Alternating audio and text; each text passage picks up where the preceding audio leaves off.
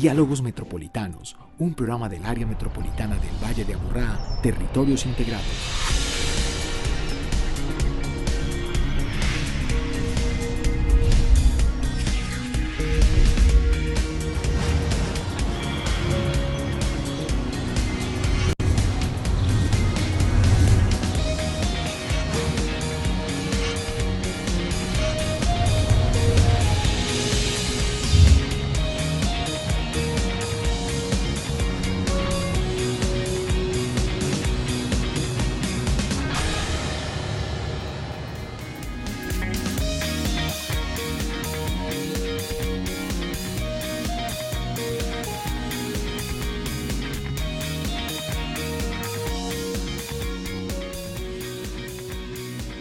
Muy buenas noches, bienvenidos, bienvenidas a esta conversación de cada 8 días que vemos en directo ya, miércoles 8 de la noche y que vemos en repetición, en diferido los domingos a las 2:30 de la tarde para quienes nos buscan los domingos en un momento de descanso familiar y quieren entender qué está sucediendo en nuestro territorio, en el Valle de Aburrá, qué están haciendo los municipios, qué estamos pensando, qué estamos sintiendo, cuáles son los retos que nos estamos poniendo como sociedad para vivir mucho mejor, porque parte de nuestro reto es que nos gocemos esta vida aquí y ahora con mucha responsabilidad y pensando también en ese futuro próximo que tenemos cada uno de nosotros. Hoy tenemos una conversación muy emocionante. Yo me siento muy privilegiada como comunicadora, como ciudadana, como habitante de este país, de tener hoy el invitado que tenemos en el programa, y quisiera que ustedes se lo disfrutaran también y nos llamen a nuestro teléfono 268-6033 si quieren conversar con él. Bienvenido, Padre Francisco de Rux, es un placer. Y director, qué pena lo dejé de segundo porque primero quiero saludar a nuestro invitado especial, que gracias a la colaboración de Mauricio Zapata logramos tenerlo aquí y que de manera insistente nos ha ayudado a mantener esa agenda. Bienvenido. Mil gracias, Lili, muchísimas gracias por invitarme al programa. Me siento realmente pues muy agradecido y muy agradecido de poder estar aquí con Eugenio Prieto, a quien admiro inmensamente por todo lo que ha dado por este Valle de Aburrá, por Antioquia y por Colombia. Gracias de verdad. Bueno, es un placer. Director, bienvenido a su programa. Muchas gracias, Liliana, un saludo muy cordial para ti, para todas y todos los televidentes, y el honor es nuestro, el honor de tener a un hombre de tantos quilates espirituales, que se le respeta, que se le quiere, que se le escucha en este país, y esperamos que hoy lo podamos escuchar y disfrutar mucho de esta conversación, de este diálogo metropolitano. Bueno, su recorrido ha sido muy grande. Nosotros, pues, quienes hemos seguido su hoja de vida y le hemos seguido sus conversaciones y sus apuestas desde su mundo religioso como padre jesuita, nos ha puesto a patinar sobre muchas ideas, a pensar sobre nuestra responsabilidad en nuestro territorio, el trabajo con los campesinos. El Magdalena Medio hace parte de un trabajo muy estructurante y muy importante para nuestros campesinos y para nuestro campo. ¿Cómo está ahora? ¿En qué está ahora, Padre de Rux? Hoy en día el Magdalena Medio continúa Sí. el programa de desarrollo y paz, tiene la dirección ya de gente del Magdalena Medio. Qué bueno. La persona que dirige el programa fue un muchacho que llegó a Barranca Bermeja hace muchos años y que hoy en día, con mucho entusiasmo, con una gran captación de lo que es la gente en la región, lleva las cosas. Ya es también un PEDET, un programa de desarrollo territorial, y la gerente del PEDET es una de las muchachas que se formó en el programa, que se llama Águeda Plata, y hoy en día ellos han tenido la fortaleza y la capacidad de ir con los 29 municipios en sacar adelante pues esa ilusión que soñamos cuando comenzamos a tener la pasión por un territorio, la identidad por una región. Ahí dejaron ustedes un trabajo muy bien planteado desde el CINEP, y era garantizar que los mismos campesinos fueran autogestores, que lograran querer su territorio, y se ganaron varios premios de paz y muchos reconocimientos en el país, y se mantienen entonces como programas. Eso sí es muy bueno. Se mantienen como programas, y eso dio origen a lo que se llama la red de programas de desarrollo y paz, que recogen hoy en día 24 programas en distintos lugares de Colombia. Sí, eso está hecho en la idea de la gente es realmente la que constituye un territorio. Son los pobladores los que incluso definen sus límites, y son los pobladores los que definen cuál es la vida que nosotros queremos vivir en ese territorio. Eso que es como tan sencillo a veces nos da tanta lidia, como A no- a pues nos- parece muy sencillo, padre, pero es muy complejo llegar al punto de poder respetar a la gente en su territorio. Mire, nosotros comenzamos en el departamento de Antioquia, Liliana, el Laboratorio de Paz del Oriente Sí. Antioqueño, Sí. que se hizo y ya venía pues el programa de paz y desarrollo del Magdalena Medio funcionando hacía mucho rato, pero tuvo un principio y tuvo un final, o sea, no continuó como se está haciendo ahora en el Magdalena Medio y con otros pilotos supremamente interesantes y valiosos.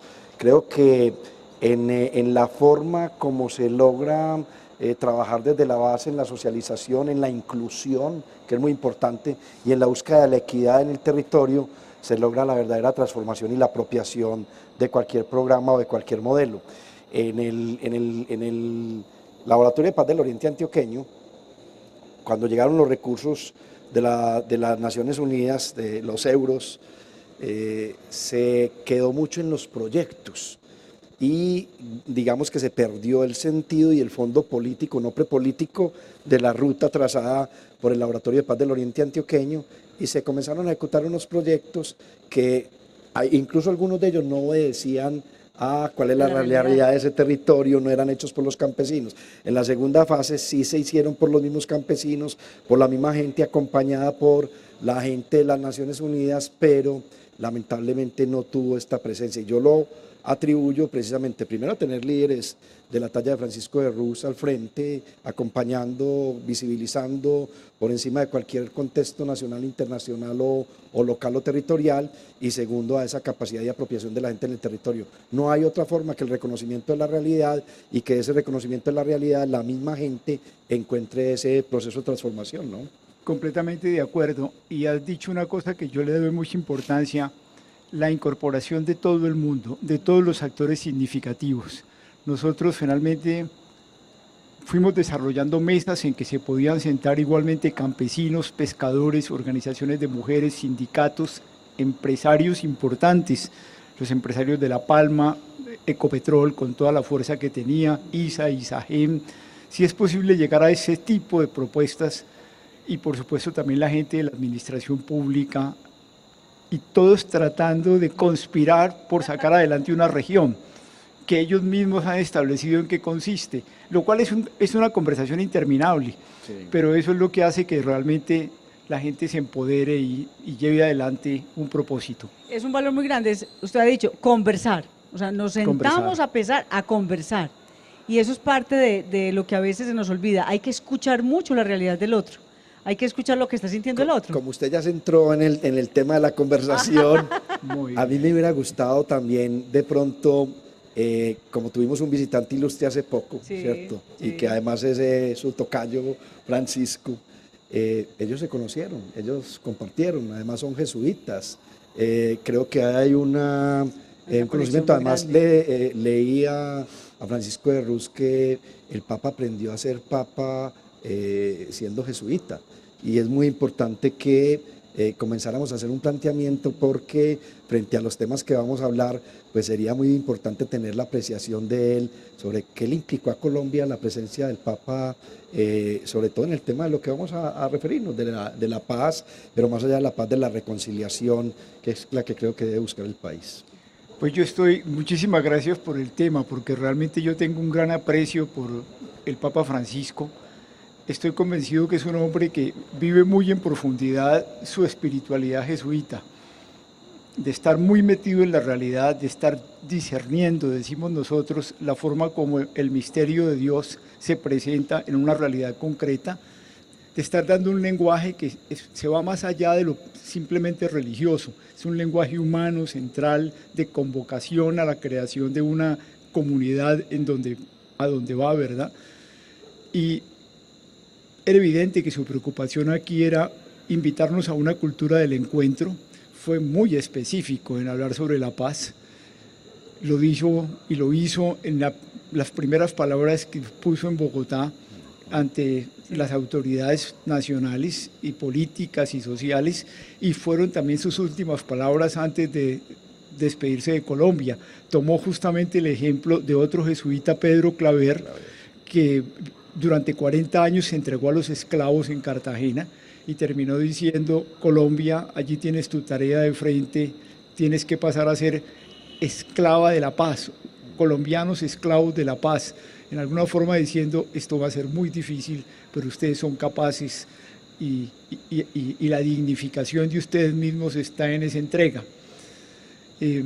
Sí, efectivamente, Francisco es un hombre que maduró, como lo decías, Eugenio, siendo provincial de los jesuitas. Yo pasé por esa experiencia porque fui también superior provincial de los jesuitas en Colombia, y los jesuitas son hombres de una búsqueda espiritual continua, capaces de enfrentar desafíos muy complejos. Ustedes conocieron mucho a Horacio Arango, sí, por supuesto que sí, y aquí lo queríamos mucho. Y lo querían mucho, pero también son territorios de discusiones y de búsquedas entre nosotros, y de ahí pasó a prestar estos servicios enormes a la Iglesia, primero en Buenos Aires y luego como cardenal y como papa. Esa diferencia de ser jesuita, ¿qué significa ser jesuita? Usted aquí nos lo estaba señalando, es poner toda esta palabra de Dios en la realidad, en lo que está sucediendo, es lograr ver ese amor de Dios, esa conexión espiritual también en la diferencia, en los que no creen.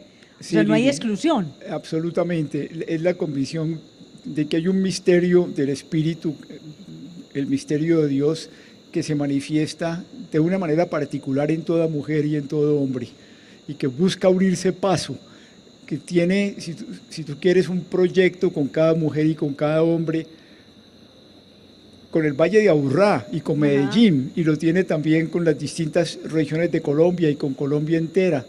Y el esfuerzo de nosotros es sobre todo tratar de entender qué es lo que Dios está haciendo en esta mujer, o qué es lo que está haciendo en este dirigente, y cómo poder uno contribuir a que esa realidad tan profunda en la que realmente se juega la plenitud humana de esa mujer pueda acontecer, independientemente de si es musulmana o católica o luterana o cristiana.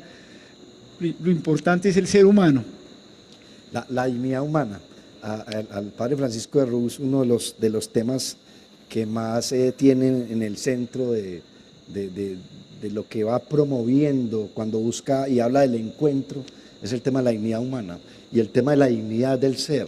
Y lo que nosotros hablamos cuando hablamos de la plenitud humana es, bueno, ¿qué le pasa a estos territorios cuando la gente no puede desarrollar su plenitud humana, no puede desarrollar su dignidad? Que cualquier ser, independiente de si es el campesino del suroeste antioqueño o del atrato chocuano o del sur del país, independiente de sea el empresario o el presidente de la República, pueda garantizársele su dignidad humana. Es un poco lo que se habla desde ese proceso. Me parece muy interesante el tema como lo planteas. Efectivamente, he sentido mucho que en este momento en que hay que construir una ética ciudadana, una ética pública, que valga igual para creyentes o no creyentes, para agnósticos o para venidos de cualquier religión en un país ya muy pluralista, poner el eje de esos principios morales en el control desde la dignidad, nos da la posibilidad realmente de pensar las cosas muy a fondo, porque efectivamente la dignidad es la experiencia que tenemos de lo que valemos como seres humanos.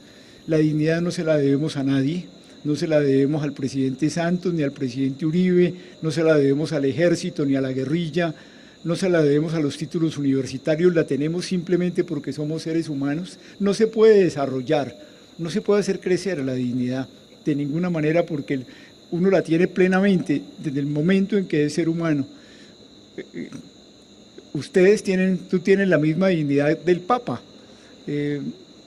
Al Papa, o sea, no varía ni por clases sociales, ni por desarrollo espirituales, ni por títulos, ni por nada. Otra cosa es que al interior de la Iglesia y al interior de las instituciones tenemos jerarquías, porque si no las cosas no funcionan. Pero en dignidad somos todos iguales. Esto es muy importante ponerlo en Colombia, pero para empatarlo con una cosa que ha sido muy del pensamiento de Eugenio Prieto, nosotros no podemos desarrollar la dignidad, que está toda dada. Lo que nosotros hacemos es crear las condiciones para que pueda vivirse en plenitud. Y ahí hay tarea para los economistas, para los contadores, para todos, los de las finanzas. Pero claro que sí, para que la dignidad Sí. se pueda vivir en plenitud, se pueda celebrar en plenitud, se pueda compartir en plenitud, se pueda acoger a otros en la manera como uno la celebra y la vive, lo que tú llamas la plenitud humana. Sí. Es crear esas condiciones, o sea, Crear para las que mi condiciones. dignidad, su dignidad, la dignidad de él puedan cumplirse y se puedan ejercer como en ese respeto. Exactamente. Tenemos una llamada, Hernando Arboleda nos llama del municipio de Envigado. Hernando, buenas noches. Muy buenas noches, señora presentadora, cordial saludo, ¿cómo están? Muy bien, muy feliz aquí en esta conversación con ustedes y con el padre de Rux y el doctor Eugenio. Excelente, tiene un gran nombre. Doctor Eugenio, primeramente, un cordial saludo y decirle que de Betania lo que seguimos queriendo mucho. Muchas Igual gracias. aquí en Envigado, pero un fuerte abrazo. Doctor Gracias. Eugenio y al padre Francisco, qué bueno que en Colombia nosotros nos enseñamos a perdonar a los que están en el sector público, a perdonar a los que están ahora en esta Cámara de Representantes y Senado, que nos enseñan a vernos unos con otros con odio. Y de ese proceso que se viene y que estamos viviendo en Colombia, perdonemos uno de corazón a cada uno que nos está matando esta indiferencia. El uno dice uno a favor de en contra, el otro está a favor de otro, no. Que nos unamos en una fe, en una comunión, es el perdón, vivir uno con el otro, y que este espacio sea de todos y para todos. Desearles una feliz noche, que estén muy bien. Gracias, Hernando. Muchas gracias, Hernando. Hernando, gracias por esa pregunta y gracias también por ese aporte. Efectivamente, el perdón juega en este momento un papel central en este esfuerzo de reconciliarnos en Colombia, pero quisiera llamar la atención sobre algunos puntos que son importantes. Hay mucho dolor en Colombia y dolores muy profundos de todos los lados. Todos tenemos parientes, tenemos amigos o nosotros mismos hemos pasado por cosas muy duras en este proceso del conflicto colombiano, de manera que hay que tener muchísimo respeto y muchísima capacidad de escucha a los distintos dolores. A veces además son rabias, indignaciones muy profundas, sufrimientos distintos. Segundo, hay que tener en cuenta que uno no puede forzar a nadie a que perdone. El perdón es algo absolutamente libre, es absolutamente individual, personal, y hay que tener mucho cuidado de escuchar a la persona víctima que ha sufrido. Además, hay que tener presente que perdonar no quiere decir olvidar, al contrario, tenemos que guardar, ahora sí que es cierto, la memoria de las víctimas, entre otras para recordar las responsabilidades, pero esa memoria hay que transformarla, que no sea una memoria para incentivar venganzas, para desatar más contradicciones entre nosotros, sino para recuperarla y comprender qué fue lo que nos pasó y no queremos nunca más que eso vuelva a ocurrir entre nosotros, pero trabajarla con extraordinario respeto. Perdonar tampoco no significa que las víctimas no tengan que ser reparadas, al contrario, es una invitación a que en eso seamos extraordinariamente delicados, ni significa que no deba haber justicia. Este es el esfuerzo de la justicia especial para la paz, que es porque el perdón y la justicia especial para la paz van muy unidas, porque esta es una cosa que tiene mucha raíz cristiana. Porque es restaurador, ¿no? El perdón cristiano es Y restaurador. es sanador. Uno busca sanar y restaurar a quien lo ofendió, perfectamente lo tienes, y restaurarse a uno mismo. Así que qué bueno que lo hayas planteado y que nos pongamos todos en ese camino. Yo le quiero complementar porque me parece momento de entrar en esta parte, y es que el Papa Francisco también nos dijo en un momento cuando estuvo en Villavicencio que todos somos víctimas en el país.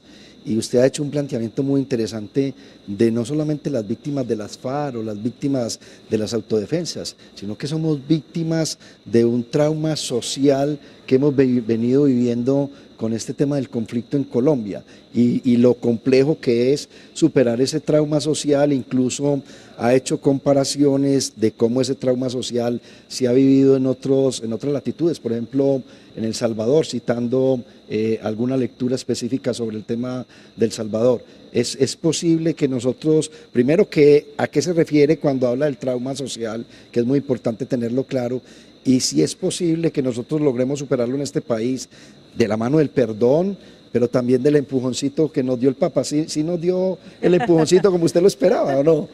En primer lugar, yo sí sentí muy profundamente el empujón y creo que los resultados que comienzan a aparecer son una evidencia de que nos hemos puesto en otra actitud. No nos es fácil a todos, pero el Papa nos ayudó, nos dejó consolados, como decimos espiritualmente. Y llenos de esperanza. Y llenos de esperanza, eso es cierto. pero nos dejó también un trabajo muy grande que todos tenemos que hacer.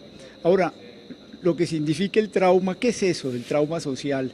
El trauma social es una confrontación muy honda que aparece en las sociedades, que nos hace muy difícil el construir juntos lo que se llama un nosotros los colombianos, nosotros la gente de Antioquia, nosotros la gente de Medellín, e incorporarnos unos a otros, porque estamos divididos profundamente por las formas como contamos lo que nos pasó. Los relatos, la manera de contar la historia. Exactamente. ¿Por qué? Porque la historia es muy dolorosa. Sí. La historia tiene en su origen golpes salvajes que nos dimos, los secuestros, las masacres, los falsos positivos, las violaciones, las bombas antipersona, y eso por todas partes y de diversas maneras golpeó a la sociedad.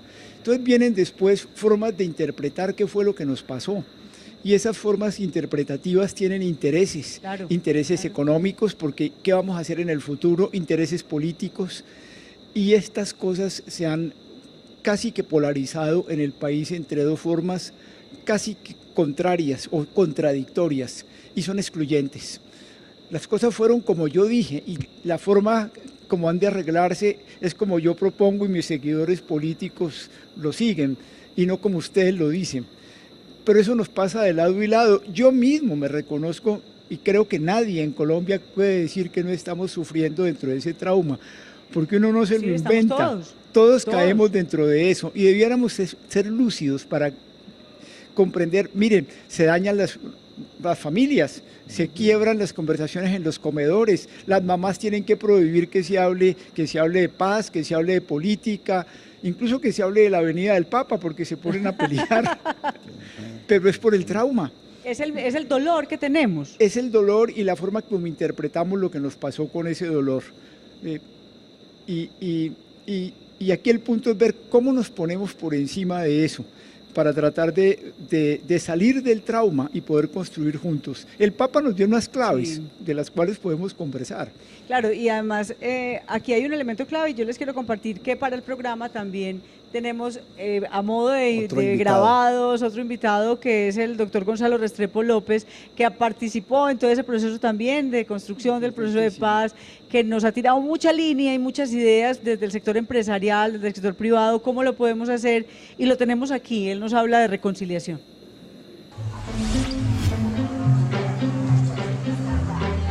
Miremos la palabra reconciliación desde dos ángulos. Reconciliación tiene la expresión conciliar. ¿Qué quiere decir conciliar?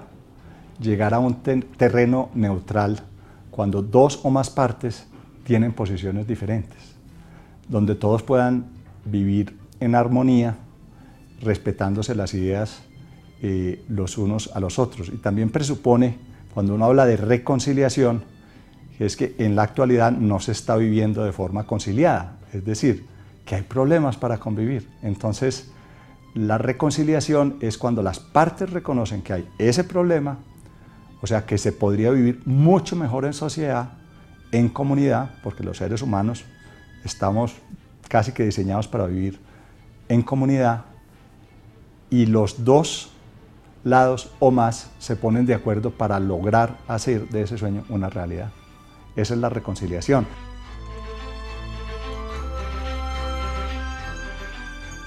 Cuando uno hace ese ejercicio de sacarse sus resentimientos, sus angustias, de pronto inclusive ciertos sentimientos que con razón lo lleven a no entenderse con el otro, a tratar de mirarlo como si esas cosas no hubieran pasado, y yo ponerme en la posición de él, y él hace lo mismo en la mía, a lo mejor hay una justa mitad, casi siempre existe, que se podría lograr entre los dos para crear unas nuevas reglas del juego a partir de ahí, porque lo del pasado ya es del pasado, y es muy difícil cambiarlo. El pasado no se cambia, uno puede hacia el pasado olvidar o puede perdonar, pero no lo puede hacer diferente. Pero el futuro sí es responsabilidad de esos dos o más interlocutores.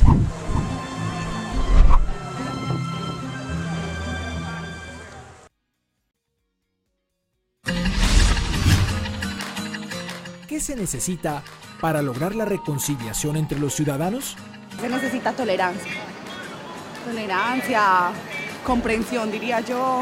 Tolerancia y más que todo como sentido común, sentido de pertenencia.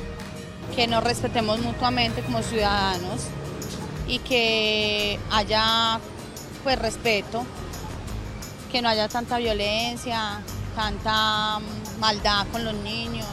La reconciliación entre los ciudadanos es sacar los valores que nos inculcaron la familia, ya que eso no se ve. Dialogando, sí, dialogando. Yo pienso que el diálogo es esencial en todo proceso, tanto pues familiar como social. Los problemas vienen mucho por parte del irrespeto y la intolerancia, de que no respetamos y toleramos a los demás. Con tanta diversidad de pensamientos, todos tenemos opiniones diferentes y no lo aceptamos. Lograr la reconciliación entre los ciudadanos a mí me parece una problemática muy grande. Lo que se necesita es la tolerancia, el respeto y el amor mutuo en cada ser humano. Creo que la reconciliación entre los ciudadanos viene desde nuestro interior, reconciliándonos con nuestros miedos, nuestras rabias. Es algo que hay que fundamentarlo mucho y tener muchas bases, sobre todo desde un principio de familia.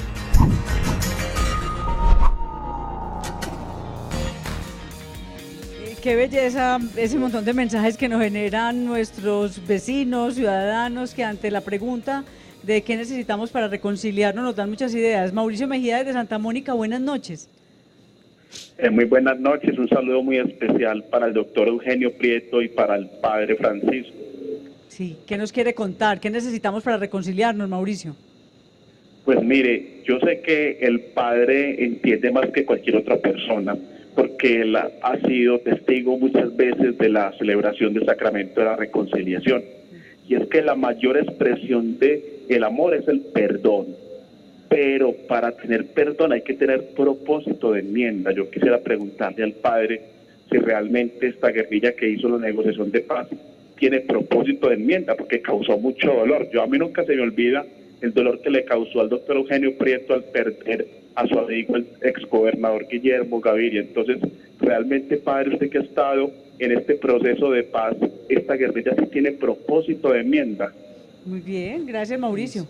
Es una pregunta muy buena, Mauricio, y yo estoy de acuerdo con que ese propósito de enmienda en el proceso de reconciliación se llama la decisión de no repetición, de que eso espantoso que hicieron, porque hicieron cosas muy horribles, nunca más van a volver a ocurrir, y llevado también con una determinación que es parte de la reconciliación, de reparar a las víctimas.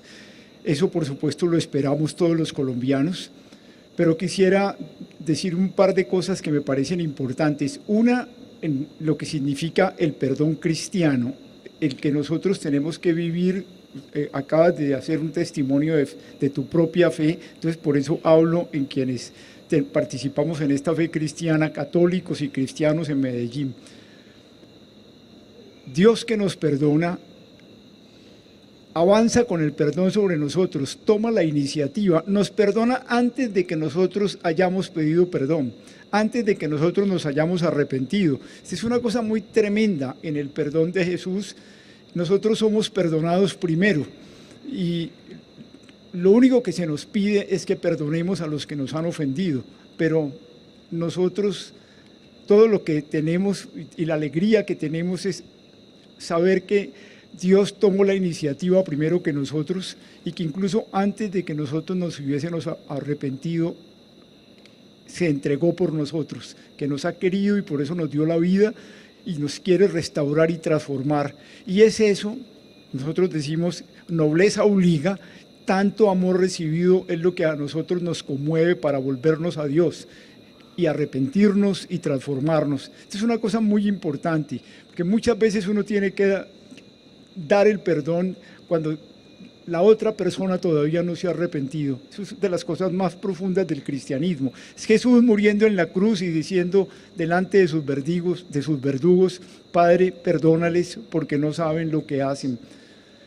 Pero también quiero decirte, porque yo desde el año 84, del siglo pasado, desde 1984, he acompañado... Tranquilo que somos los tres del siglo pasado, no me preocupe. He acompañado a la guerrilla de las FARC y he sufrido mucho y he he tenido gente de mi equipo en el Magdalena Medio que ellos mataron, yo he visto cambiar a la gente de la FARC, no. Esta gente de la FARC que está negociando, que negoció y que vivió todo este proceso, no son los mismos. Han cambiado y han cambiado profundamente. Esa forma que tenían antes, ese cinismo, ese desprecio de los demás, ese burlarse incluso de las víctimas, eso se ha cambiado muy profundamente al interior de ellos. Y los ha cambiado, entre otras, los actos de perdón en que pidieron perdón en Bojayá, pidieron perdón en Cali por los miembros de la Asamblea del Valle, pidieron perdón ante las víctimas del Club del Nogal, pidieron perdón en la reunión que yo tuve entre paramilitares y ellos Ese fue un Bogotá. encuentro impensable. Pues que estuvieran juntos los paramilitares y los guerrilleros Es cierto, fue un encuentro muy impresionante, tuvo lugar en la casa del provincial de los jesuitas en Bogotá y pudieron encontrarse entre hombres que se odiaron a muerte, se atacaron a muerte. A mí me tocó ser testigo en la cordillera de San Lucas de esas batallas entre guerrilleros y paramilitares. Atacaron sus familias, llegaron hasta lo profundo de sus hermanas, de sus papás para golpearse, y que sin embargo ahora se encuentran, se relatan las razones por las cuales llegaron a tanta locura y terminan dándose la mano y diciendo: nosotros tenemos la responsabilidad, fui testigo de eso, de trabajar por las víctimas que nosotros creamos y poner el eje de esta búsqueda en que nos digamos la verdad de todo lo que pasó, a sabiendas de que a nosotros mismos esa verdad nos pega. Claro. Es hacia allá que hay que avanzar en la reconciliación del país. O sea, nos corresponde, y usted lo decía antes de que saliéramos al corte, y el doctor Gonzalo Restrepo lo decía, hay un momento que hay como una mitad. No nos podemos quedar en el pasado, no olvidarlo, tenerlo, pero no estar recalentando y recalentando y recalentando lo que pasaron en el pasado porque nos confundimos hoy. Es parar y ponernos de acuerdo en esta ya nueva verdad que tenemos, de mi dolor, de tu dolor, de mis razones, que son sin razones para el otro, pero hay que aprender a conversar de eso. Sí, Liliana, y sobre todo mirar el dolor. El Papa le dijo aquí a los obispos y a los sacerdotes: toquen con sus manos la carne adolorida de Colombia. Y nos quiso mostrar con sus actitudes, obviamente nos estaba invitando todo el tiempo a la reconciliación, nos estaba invitando todo el tiempo a la cultura del encuentro, pero llega un momento en que dice: esto no es con palabras, y él se va a Villavicencio a encontrarse con las víctimas de todos los lados, de la FARC, de los paramilitares, de todos los lados, porque es eso lo que nos cambia. De todos los lados hemos sufrido aquí. Pues yo creo que lo que se planteaba y cuando el Papa hace su presencia con las víctimas, en donde se expresa que todos somos víctimas, es muy importante expresarlo.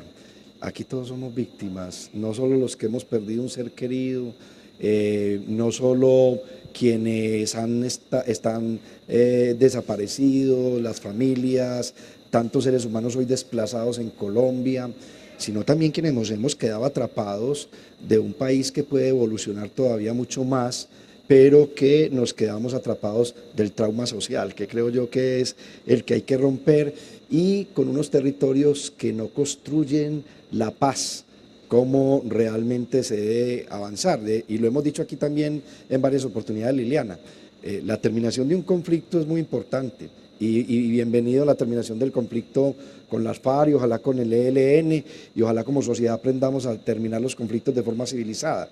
Pero lo realmente valioso es que podamos construir la paz, y la paz es territorial, se construye todos los días generando oportunidades, inclusión, garantizando esa dignidad humana y esa plenitud humana en el territorio, y lo que nosotros llamamos la equidad, que son las condiciones en las que el ser humano realiza su proyecto individual y colectivo de vida en ese territorio. Claro, Eugenio, tienes toda la razón. Tocas cosas muy profundas. Simplemente hemos terminado una guerra o hemos terminado un conflicto armado, pero la construcción de la paz es un desafío enorme que tenemos por delante, y donde realmente sí se necesita construir desde territorios. Ojalá que el Valle de Aburrá se convierta en un camino que mire toda Colombia, de cómo este territorio tan creativo, este territorio de tanta visión, de tanta fuerza, de tantas capacidades empresariales, nos muestra a nosotros el camino. Yo estoy convencido que la cosa más profunda que pasó en las conversaciones de La Habana lo generaron las víctimas. Que las víctimas le dijeron a los que estaban ahí sentados, miren, es cierto, Colombia tiene problemas estructurales muy profundos. Somos uno de los países más corruptos del mundo, más inequitativos. Pero el problema más grande somos nosotros mismos. La forma como nos hemos destruido, como nos hemos roto, como nos hemos sometido las comunidades enteras al silencio y al pánico, como la nación entera se ha visto metida en esto. Miremos en nosotros mismos, tomemos la decisión de que nos vamos a respetar, de que no nos vamos a volver a matar, de que no nos vamos a volver a agredir.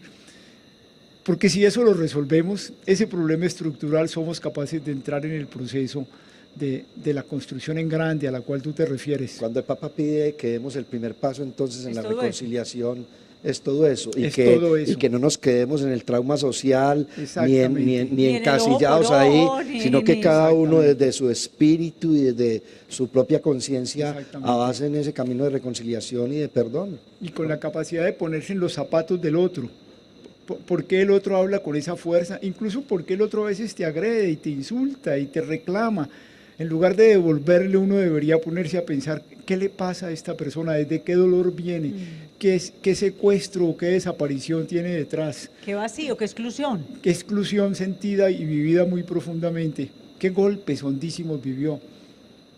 Cuando uno habla con tanto dolor es porque hay una historia, claro, hay algo que lo supuesto, antecede, no es simplemente una reacción inmediata. De ninguna manera. Aquí es importante eso, es que somos responsables, todos nosotros somos responsables como víctimas y victimarios, porque es que hemos construido la guerra juntos. Mire, pero no solamente por eso, Liliana, yo creo que una de las cosas que a mí, los que vivimos esto, a mí de las cosas que más me dolía en el Magdalena Medio cuando las masacres, era la infinita soledad en que nos dejaban. La masacre de Barrancabermeja, el día que nos mataron 34 muchachos de la parroquia, ¿quién vino a decirnos estamos con ustedes? Pero así hubo 1975 masacres. Y yo pensaba lo que hubo en Londres hace 3 meses, o en Inglaterra, cuando la masacre que hubo en Manchester. Al día siguiente yo prendí la BBC de Londres y el locutor estaba diciendo, en este momento Inglaterra todo está parada. Los carros se han parado en las calles, el metro se ha detenido, los aeropuertos se han quedado quietos, las empresas están en un momento de suspenso, solamente se oyen las campanas de las iglesias. Toda Inglaterra está diciendo, la muerte de esas 11 personas somos nosotros. Nosotros pasamos por miles de casos y no paramos. Pero eso muestra que es una crisis espiritual muy profunda en nosotros, que no comprendíamos que el sufrimiento de todos los demás era el de nosotros mismos, independientemente si el golpe lo habían dado los paramilitares o los guerrilleros, eran colombianos los que estábamos sufriendo. Bueno, aquí el doctor Gonzalo Restrepo nos habla de la relación con el otro. ¿Qué es relacionarnos con los otros? Veámoslo.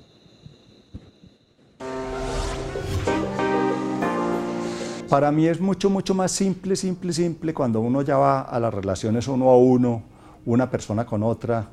Es siempre una sonrisa, un gracias y un tratar de creer en lo que le dice el otro. Porque si uno parte de que el otro ya me está diciendo una mentira y me está manipulando, nunca vamos a llegar a nada. Tenemos que ponernos todos en la cosa de que no vamos a ser ingenuos, pero vamos a darle una oportunidad a todos los demás porque ellos la merecen tanto como la merezco yo. Y si los otros también hacen eso conmigo, de pronto empezamos todos a ser un poco más, yo no digo honestos porque a lo mejor todos nos sentimos que somos honestos, pero más realistas. Y llegamos a ese punto en que los derechos de uno llegan únicamente a donde empiezan los derechos del otro. Nosotros no podemos dejar todas las soluciones en manos de unos políticos. No podemos dejar a que otros hagan el mundo que nosotros queremos para nosotros simplemente sabrosamente vivir en él. Nosotros tenemos que decir, algunos sacrificios tendremos que hacer para que ese mundo sea así y todos juntos podamos vivir un poco o mucho mejor. Entonces, yo lo que creo es que tenemos que cambiar la manera como estamos enfocando el problema, de discutir mucho, en muchos casos, de cosas que no sabemos. No hablemos de lo que no sabemos. Primero estudiemos, aprendamos. Hay muchos foros, hay lecturas para hacer, hay instrumentos en los que nos podemos enterar y luego no le tengamos miedo. Se trata de crear el ideal en las mentes, poner el ideal allá, un ideal que se pueda alcanzar, que sea difícil, pero que se pueda alcanzar de convivencia y todos trabajar hacia esa meta de lograrlo.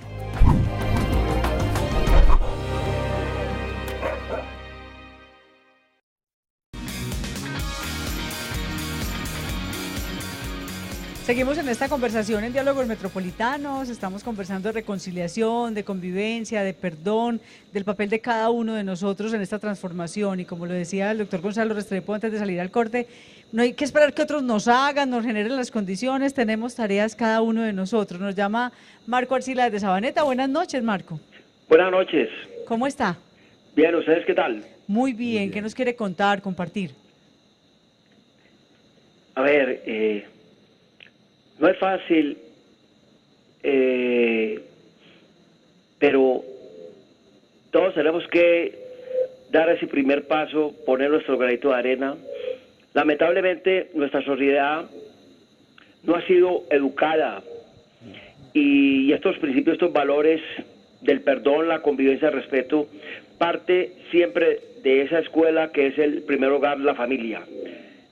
Cuando al niño, a la niña, a los hijos, se les está creando la conciencia de valorar el dinero más no amarlo, yo creo que partiendo de ahí seríamos una sociedad de convivencia, de respeto, de perdón, pero lamentablemente nuestra sociedad ha avanzado tanto y la pérdida y la carencia de valores que los grandes dirigentes, los que debían de dar ejemplo, hoy los tenemos allá y crímenes tan atroces, tan horrendos, y no es fácil, pero yo creo que poniendo nuestro granito de arena desde esos valores, recuperándolos de la primera escuela que es el hogar, podíamos ir cambiando, avanzando más. Buenas noches. Muchas gracias, Marco.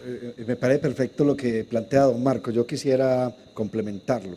¿Será que se nos han incrustado también unos antivalores en la sociedad y no hemos hecho el ejercicio del diálogo para sacar esos antivalores, para decir cuáles valores deben continuar y sobre cuáles vamos a avanzar, para resignificar? ¿Es necesario hacerlo? Completamente de acuerdo, y creo de nuevo que lo que nos plantea don Marcos es muy iluminador, cuando incluso dice esto hay que empezarlo a hacer desde la familia, desde el corazón de las familias, después ya es mucho más difícil.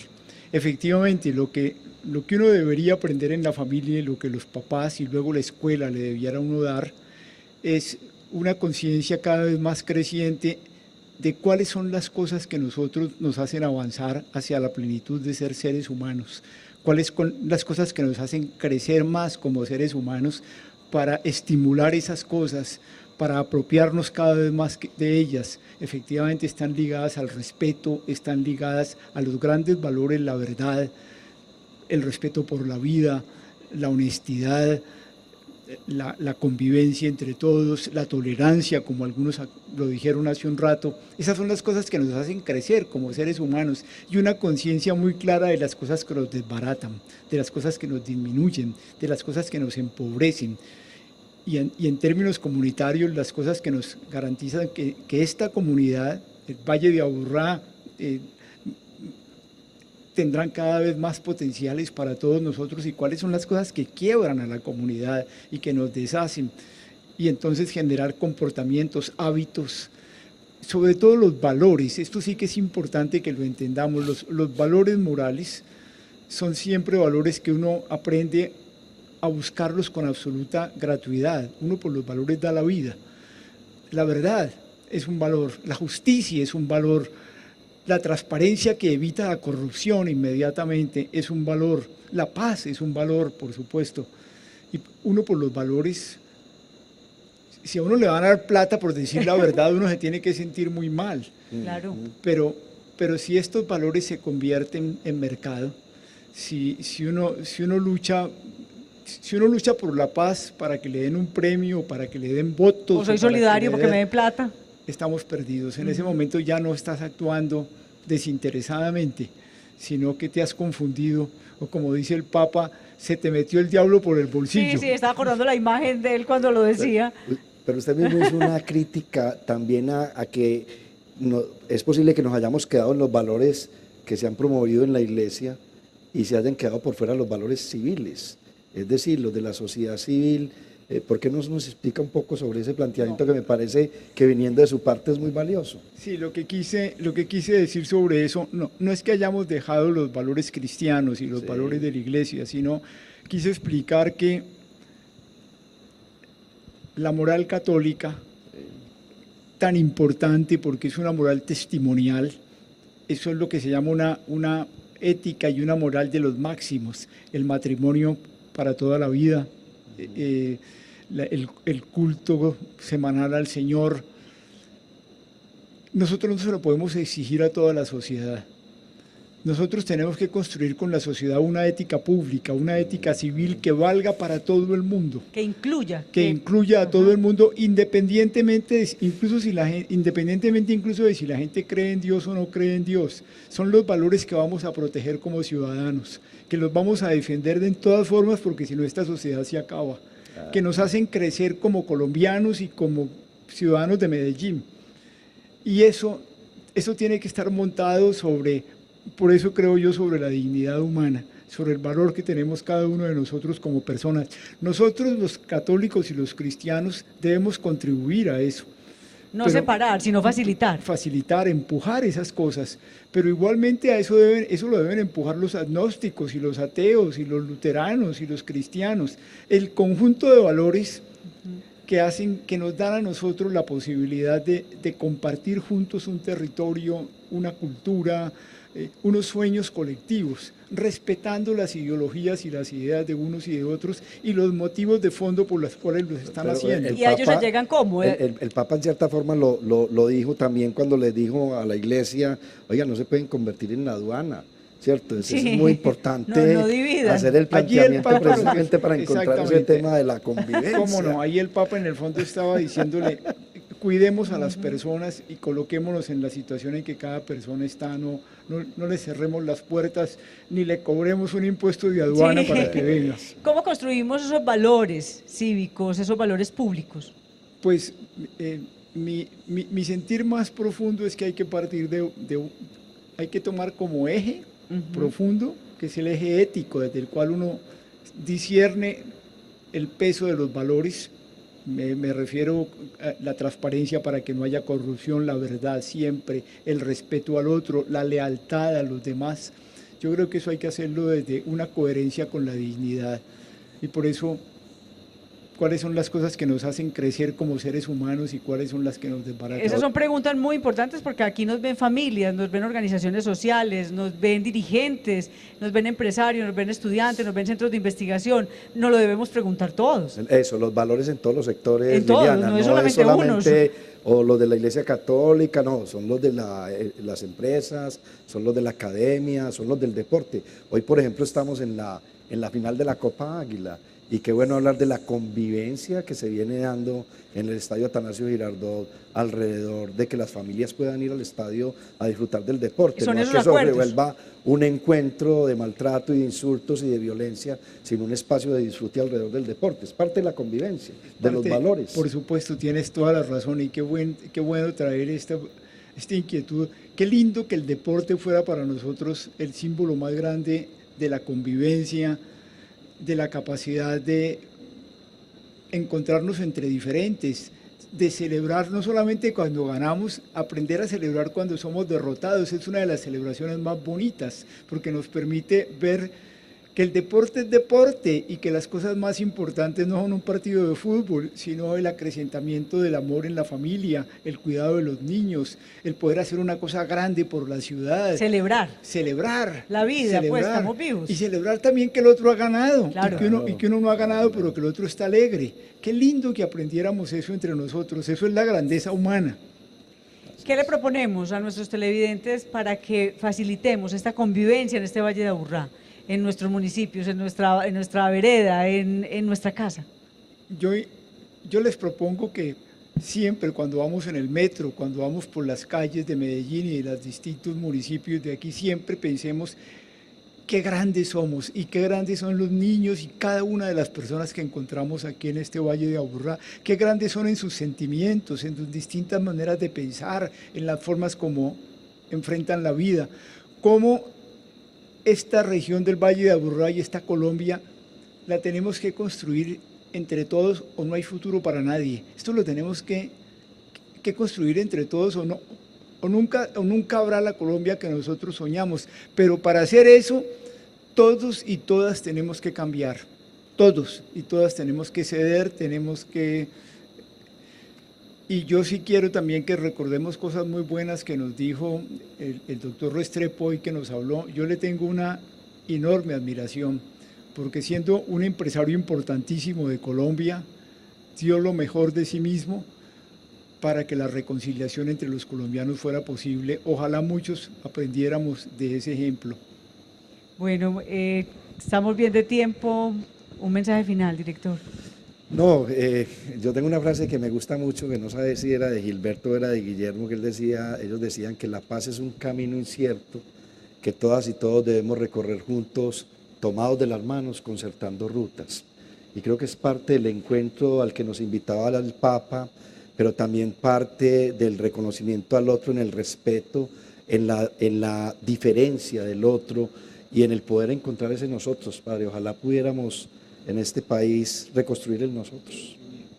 Bueno, y yo quiero agradecerle también a los tuiteros, las personas que en Twitter nos dijeron que es lo más importante para lograr la reconciliación en nuestra sociedad. El 53% dijo aceptar la diferencia, el 28% conocer la verdad, el 9% perdonar al otro, el 10% pedir perdón. De 117 votos coincidimos, hay que aceptar la diferencia. Padre Francisco Errux, muchas gracias por regalarnos esta hora de conversación. Muchísimas gracias, Liliana, por la invitación. Muchísimas gracias, Eugenio, por darme la oportunidad de compartir este rato tan agradable y por estar con esta audiencia que quiere este programa porque sabe que desde aquí se está construyendo un espíritu nuevo, una perspectiva muy grande de territorio en el Valle de Aburrá. Bueno, nos vemos, muchas gracias, seguimos en conversación y estamos aquí todos los miércoles 8 de la noche, domingo 2:30 de la tarde. Gracias.